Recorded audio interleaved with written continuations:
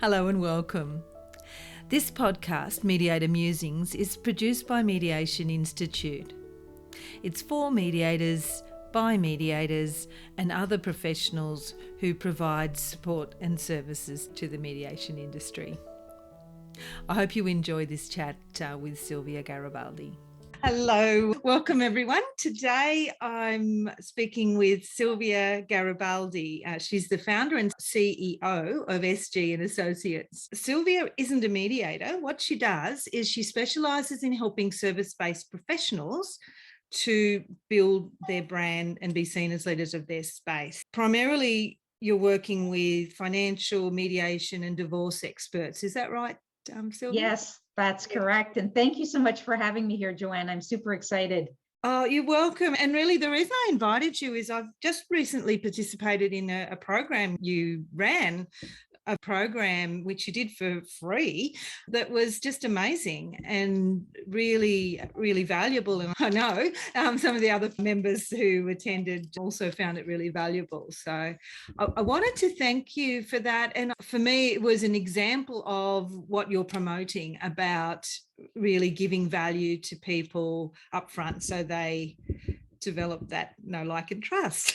Yes, that's such an excellent point. And thank you for that. I appreciate the shout out there. Definitely, I think the key factor in building any business, but particularly in the mediation and financial spaces and legal spaces, when you're selling a service, it's all about demonstrating value first before people buy, because they really can't see, feel, or touch what we're selling, right? So we have to give them that experience first before they engage in our service. And I think that's so important for the mediation space as well, to be able to, to educate people first in a way that builds the know, like, and trust factor. Oh, absolutely. And particularly for our industry, because it is so confidential and private, it's a little bit of a secret thing that happens and people can't attend a mediation other than if they're attending a mediation or supporting someone. So it's a really good point. So how did you end up here? How did you end up in this niche? What brought you to working in this area? Yeah, that's a great question. I started a very long time ago. I started SG and Associates probably 14 years ago, but my background is in corporate, primarily in the financial services industry and always in the marketing space.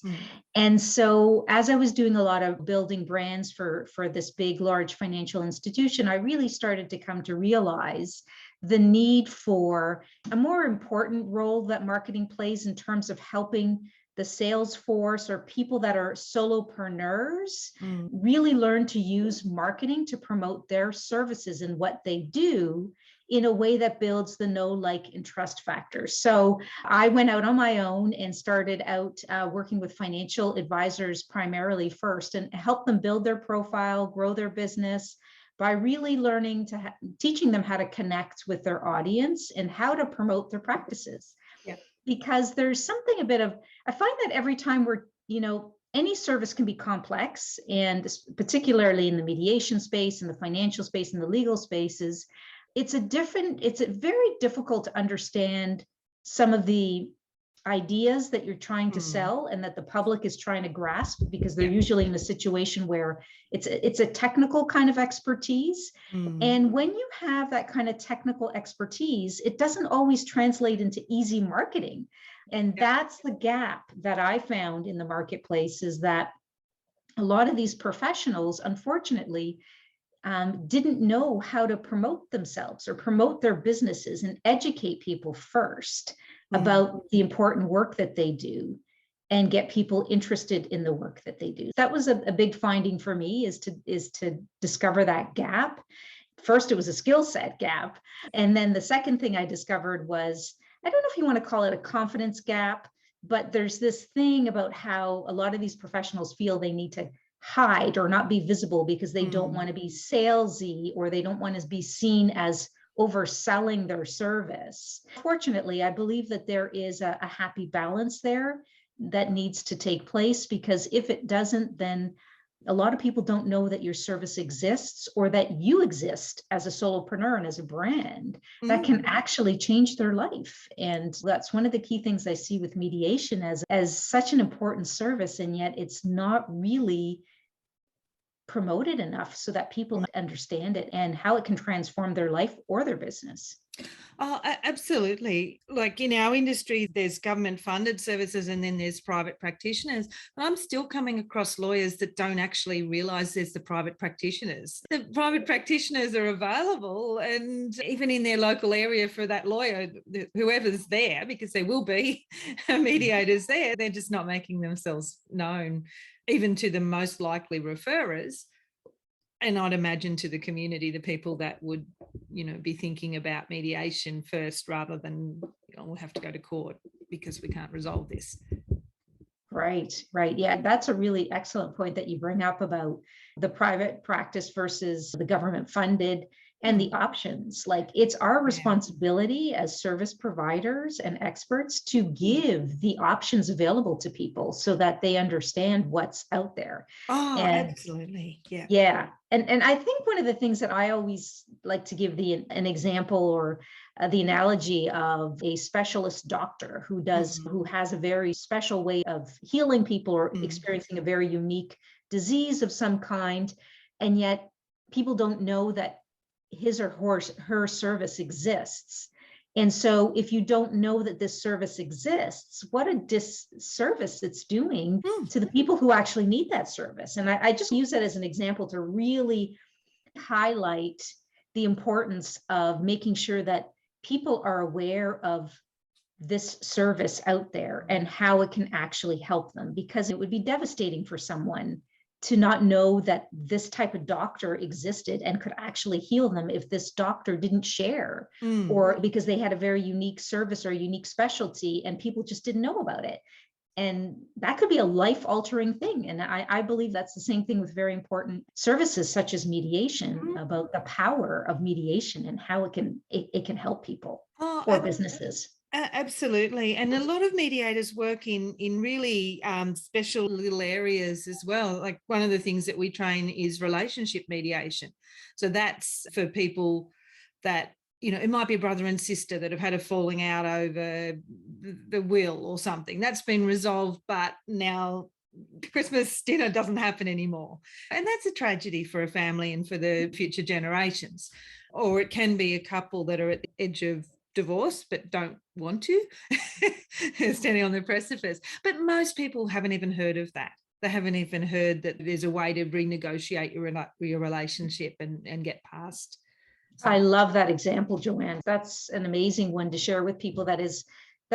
You're absolutely right, it's not out there. People don't know of the different varieties. Absolutely. They all know about relationship counselling. However, it isn't a process for everyone, or they've tried it. And I suppose that point as well, people might have had mediation with one person, but they have a totally different style to someone else. And so they think that's mediation. I've been there, tried that, done that. And so with marketing, I guess it's a way for mediators to not be a commodity. There's many of us, we're all different. Absolutely. Yeah. So is that the sort of thing you help people with, to not be a commodity?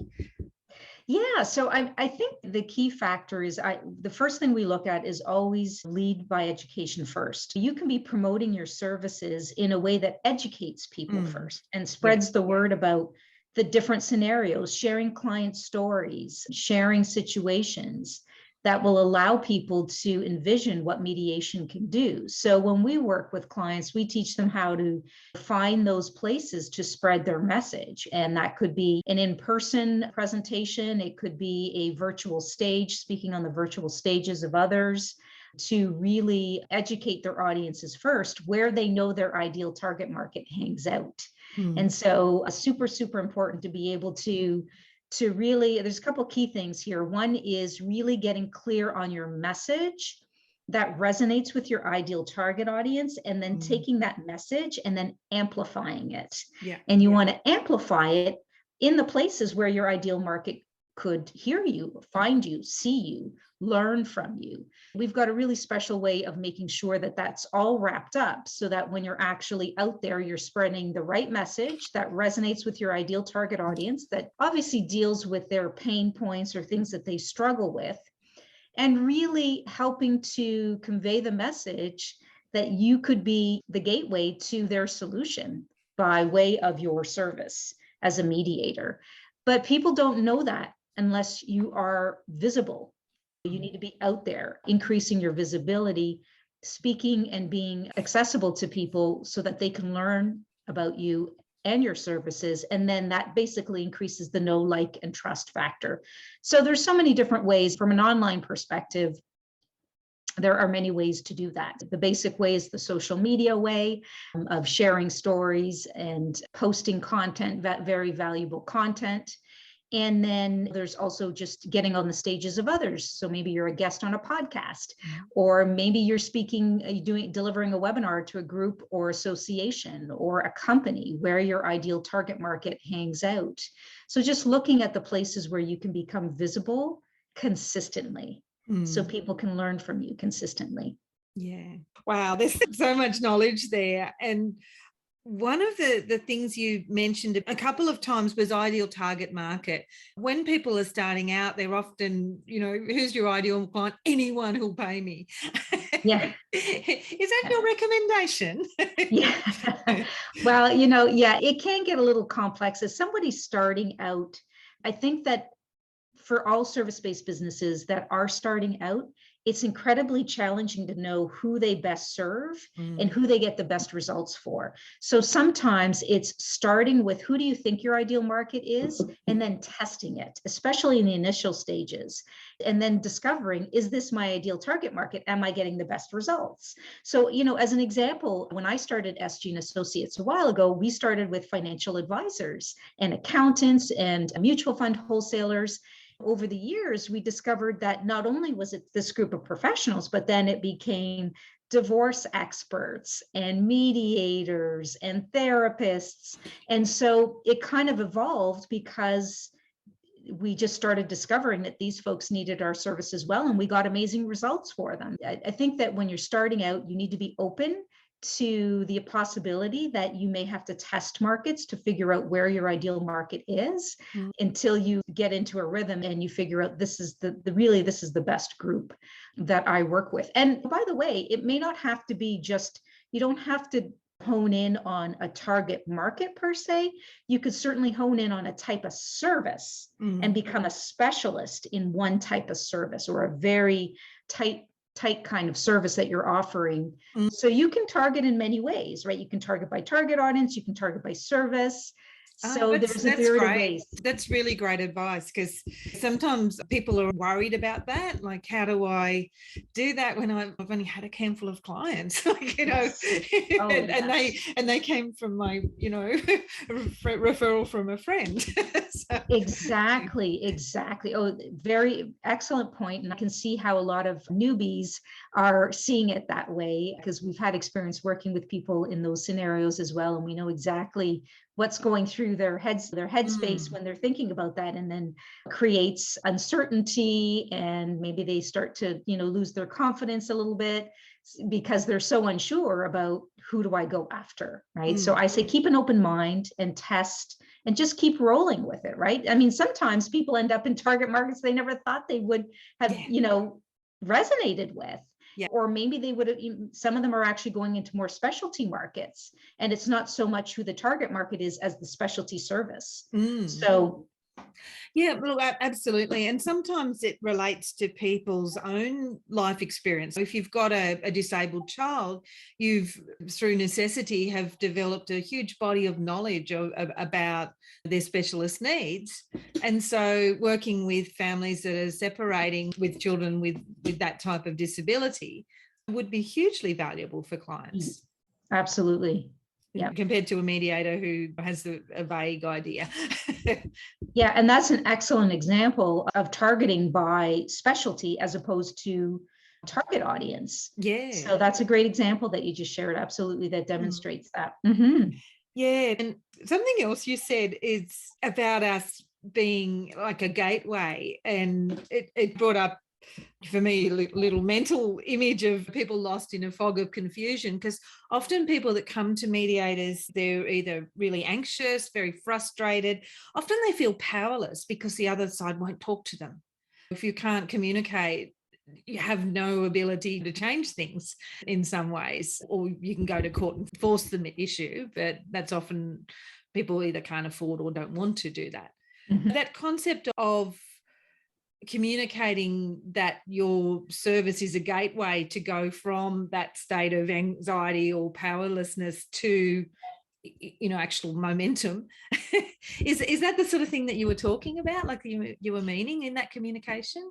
Yeah, absolutely. So it's from the state of where they are now to where they want to go. And where they want to go is their ideal state. And so the gap to get to that ideal state is your mediation service. So where they are now and where they want to go, they need to take that gateway of mediation, if you will, to get to that solution that's going to satisfy their ideal state that they've outlined for you. So we open the gate and we guide them down the path that'll lead to, out of all the possible futures, the one that they'd like. Yeah, that's a great way to describe it. Yeah. Absolutely. I guess that's the thing. All of our members, all of mediators, they're thinking people, they work professionally, they have a good skill set. And so working with someone, with a marketer, someone like you to, I suppose, spark those ideas.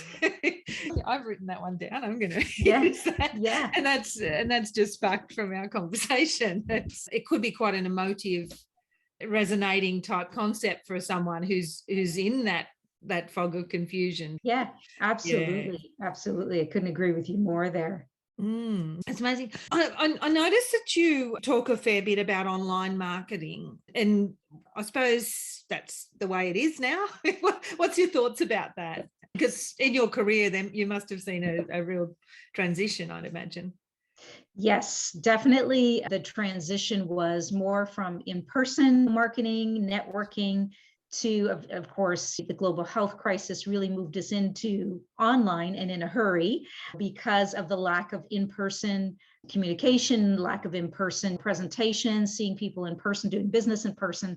But I think online we've always been engaged in online, and that's one of the first places we move our clients to, is to make sure that they have an online presence. And I'm not talking like website, I'm talking more about being able to spread their message about what they do from an online perspective, and then bring those online prospects and move them offline so that you're actually converting them into like an in-person meeting or a video meeting to actually meet them that way. But I think the key with online is that it will always play a key factor, or it's always going to be a key component of your marketing plan.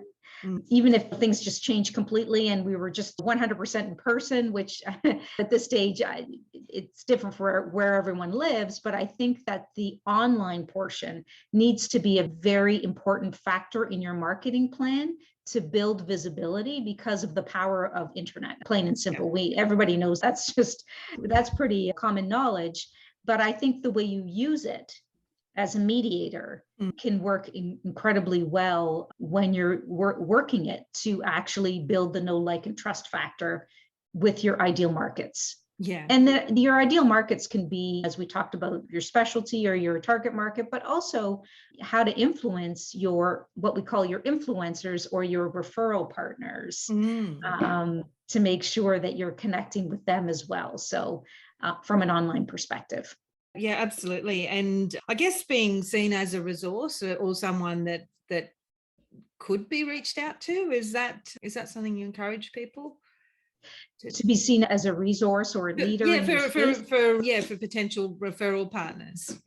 Absolutely. Yeah. Yes, especially in the field of mediation. Well, a lot of service-based businesses, you've got to have two kinds of streams of incoming interest, and the incoming interest coming in from a marketing perspective should be from your end clients themselves or end ideal prospects, And then also from those referral partners. So we need to make sure that we're reaching out to those referral partners from an online perspective and educating them as well. Yeah. Because they can play a key role in helping you bring in new business. Absolutely. I do need to disclose to everyone, I have been talking to Sylvia about potentially doing some more work, looking to overcome a couple of problems that people often have. One, price, investing in educating themselves about how to market their business. And I think the other, almost as important, is accountability. We've all got books on our shelves that we haven't opened. We've all got programs that we quit out of. So what we're talking about is a group program where working with Sylvia and her team over a period of time, but also with a group of other mediators so that you can hopefully hold each other accountable and bounce off each other and that sort of thing. So we do want to talk a little bit more about where we're at. We haven't got this finalised. We will share information once we have, but well, one of the key things that we know in terms of accountability is consistency. And so this is why we've specifically created a 6-month group training program for mediators, which is super exciting because of the fact that they can work together and access really marketing materials that will help them build their profile as a mediator and bring in more consistent business. And so the program, that the 6-month group training program that we're referring to, is called the Serve First and Sell to Many online method. And this is really a program that we've honed in and worked on over the years to really get it to a place where it really helps create amazing results for service-based professionals. And this program in particular is going to be just for mediators. And so it's going to be a 6-month group training program that really helps them, mediators, be seen in their space as an expert, build their brand, and grow their practice by incorporating a lot of the online principles that we talked about. And it's one of our signature programs that we know gets our clients results very quickly. And so it's also about how do you do this from an online perspective when you look at how to build relationships online with your ideal prospects. So as mediators, if you're relying on referrals or word of mouth referrals to build your practice, those can dry out eventually, right? And so I'm not saying don't use them, but it can't be your only strategy in growing your mediation practice. And we see that a lot with mediators, that they rely on those word of mouth referrals, but they really need to be out there building those online relationships with their ideal prospects and referral partners, and then bring them over so that they can actually have a conversation with them as they would as if they met someone at a networking event in person, and then set up a meeting to start a conversation about whether in fact there could be some synergies there, or whether they need your service as a mediator. It's all about how to focus in on those opportunities. And that's what we're going to be teaching in this program, is how to find and approach virtual speaking opportunities to spread the word and build your brand as a mediator. And also how to use social media to really build yourself up in that space, so that know, like, and trust factor converts into new business for you. And so super excited. Yeah, and that's really important, because I've still got a lot of seeing a lot of mediators who have really got a cringe factor around social media, and worried about, I don't know, things I don't think you need to be worried about, guys. So for example, I use LinkedIn a lot to build my personal profile, and that's where we met originally. Yes. From LinkedIn and a connection there. But not the dreadful people who you connect and the next thing you know, you've got a message there saying buy my thing.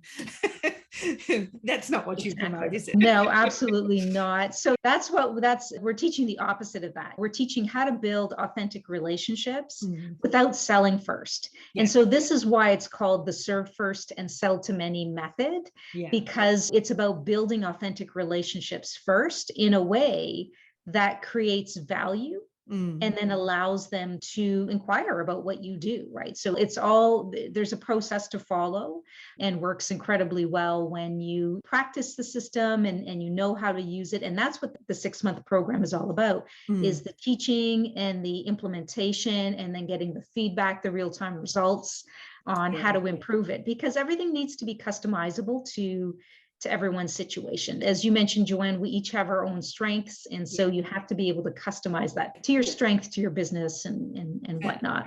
Absolutely. And I guess the reason that I'm interested in working with you on this is that I'm really, I suppose, really focused on people developing skills. And you have to practice to develop skills. 100%. The gap between knowing and doing. Absolutely. And I'm sure because you're in the mediation training space, you see it, you understand it.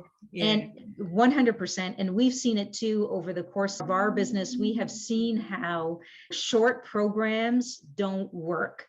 Because they're not building the skill set, which is a muscle that you build with repetition over and over again. And it resonates with you, it stays with you longer. And so you're actually leaving with such a powerful set of skills. It just becomes who you are. This is how you think, this is how you interact. Absolutely. So rather than seeing people as prospects and just thinking about what they can buy from you, you're interested in them, you're wanting to find out, is there, as you said, is there a synergy, is the time right for you to be able to help them? But even if it's not, they now know what you do and they've got friends. Right, absolutely. Yeah.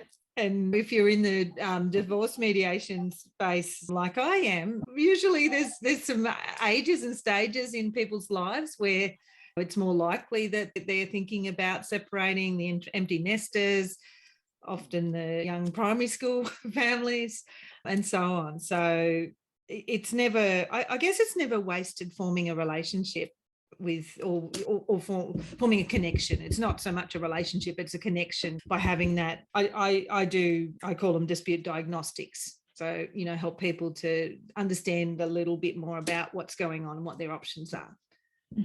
One of them. Yeah, and you bring up a great point. We always teach our clients that people buy on their own timelines, not on our timelines. Yes. So, your point about people come to you at different stages in their separation or divorce, especially in divorce mediation.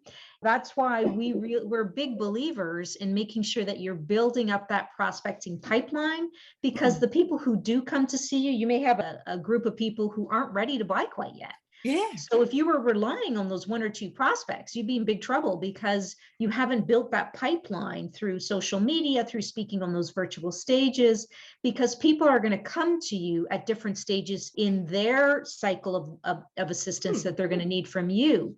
And so if you have 2 people in your prospecting pipeline and both of them are just at the initial stages and are not ready to make a decision yet, guess what? You're in trouble. So build that pipeline, bring them in, because you're absolutely right. They're all going to be at different stages. Oh, absolutely. That applies with Mediation Institute. So we train mediators, and I'll often have someone say, I spoke to you 18 months ago. I'm ready to start now. It's quite common for that. I have a newsletter once a month that goes out. After that, there's generally a few calls. I suppose that's the consistency you talk about. And if people are using social media, being consistently visible. So when they are ready, they remember. Absolutely. Yeah. And that's another key factor why that visibility and not hiding is going to be key to building that pipeline over time, because the number of attempts and the number of times people have to see you, read from you, hear from you keeps going up from a marketing perspective. I don't know if we're at like 10 to 12 touches now or 10 to 16 touches before communication touches before people will want to reach out to you. So think about the importance of being visible to build that prospecting pipeline. Yeah, and that's a really good point, because that's often another fear that people like mediators have, that, I don't want to bother them. I don't want to be, I don't want to be annoying. But I think the reality is people just don't see stuff they don't want. It's so noisy. You pretty much don't see stuff that you're not looking for anymore. So true. And that is one of the common things we see a lot, is that kind of mindset not only mediators, but a lot of other service-based professionals that come forward and say, well, I don't want to be a nuisance, or, maybe I shouldn't be out there posting again this week or today, or maybe I shouldn't be as visible because of that fear of being seen as salesy. But you bring up an excellent point again, Joanne, where you say people are not reading and seeing from you and learning from you all the time. They may not just be looking. It's so important to make sure that you are not only out there often and consistent, but also sharing the same message over and over again, so that you become known for something that resonates with your audience, and so that they understand over time what you do, and that's going to be really critical. Absolutely. And I think you need to be reminded and told that, because individually we might feel like, oh, I'm bored, I'm doing the same thing over there again, and I need to change it up. I need to be, well, do you really? Totally agree. And that's another mindset belief that a lot of mediators have, thinking, oh my gosh, I already said that. Should I be saying it again? Well, yeah. So just imagine how many times you need to tell your child the same thing in many different ways before they actually get it, right? And I'm just trying to really highlight a point that you need to really, repeat. And you can say it in different ways to position it so that people understand, but it will resonate so much more powerfully with people when there's a consistency in messaging. Yeah, and that's where you identify what it is that you offer, and you make that into a clear, repeated often message that you get out there. So absolutely. Yeah, I'm just aware of time, and we can keep chatting away, because what I really like and why I'm excited about working with you is the fact that you're focusing on mindset as much as the action. I suppose so that people are doing things authentically. I'll tell you something. I learned this a very long time ago. When I first started my practice, I had so many clients in at different stages in their businesses. And one of the things I discovered was I couldn't figure out why was it that some folks were doing really well and then others maybe not as well. When I looked at when we started our practice, what it looked like in the initial stages, we didn't have mindset training built in when we first started SG and Associates over 14 years ago. And we started to realize that has to be a key component of what we teach. And there's strategy and there's mindset. If you ever teach strategy without mindset, you're in for a real shock of lack of results, because strategy is everywhere. And so making sure that the strategy lines up with your beliefs and the mindset behind it and the confidence behind it is a formula for success. Like, that's just a recipe for success when you put those two together, strategy and mindset. And that's exactly what we teach. Absolutely. And I know that with your individual programs, you do a lot more, I suppose, individual mindset coaching and that sort of thing. And what I've talked to you about is that people can purchase some individual time if they need it. So some of us have, got quite a few little time bombs laid down by life experiences that can get in the way of momentum. Is that your experience? Like, people come up against, they're going great, and then they come up against something that they sort of sabotage their self-sabotaging because there's a lot of self-sabotaging thoughts that come in when they start to implement a strategy. And one of them could be, oh, I've done this already, didn't work.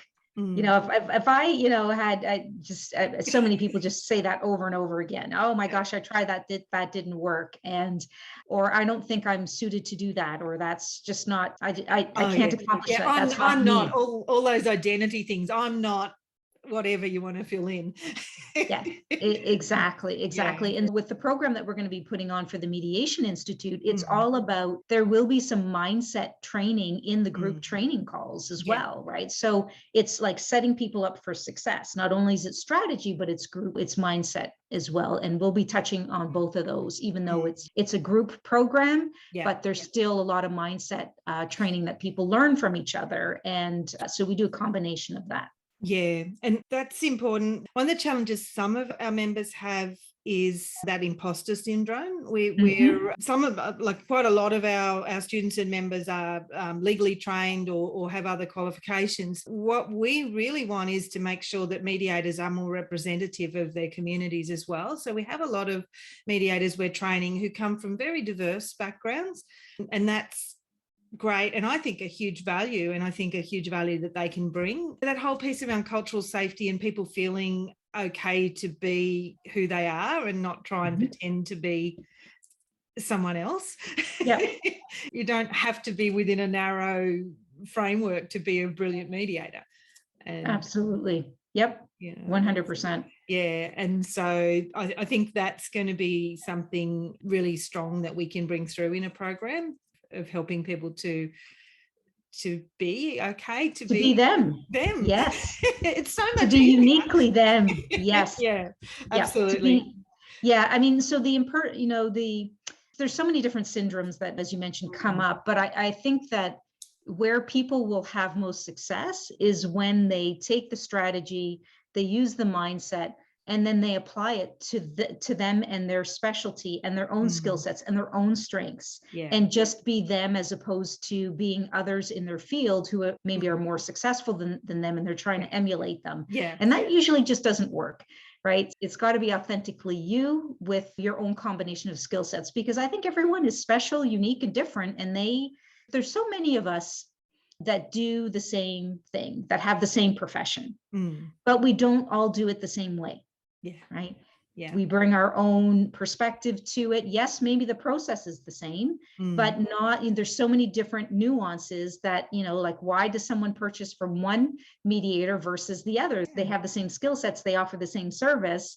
So maybe it's your process, maybe it's how your team works with you and brings them in and onboards them. Like, there's so many different ways that your service and you can be unique. Yeah. Absolutely. So I run a not-for-profit, and I often have the conversation with people, and then I try and hand them off to someone else, and they say, no, but I want to work with you. And I say, but they're very good. No, yes. And we want our clients saying, I really want to work with you. I don't want to work with someone else. That's right. Yeah. Yep. Yeah. And so I was going to ask for final points, but I think that point you just made of strategy plus mindset, and then making it uniquely yours and authentic, that's fabulous final point for anyone. Have you got anything you want to top that with? Or? Yeah, well, actually, when you bring that all together, I'd agree. Like, that really kind of summarizes things really well. If you can bring all those things together, then and it's not always an easy thing to do or a straightforward path. No. But that really is the overall arching formula that I think a lot of people use. And that's certainly what we teach in our program, to achieve success and to use the systems that are going to get you where you want to go in a way that feels authentic and feels uniquely yours.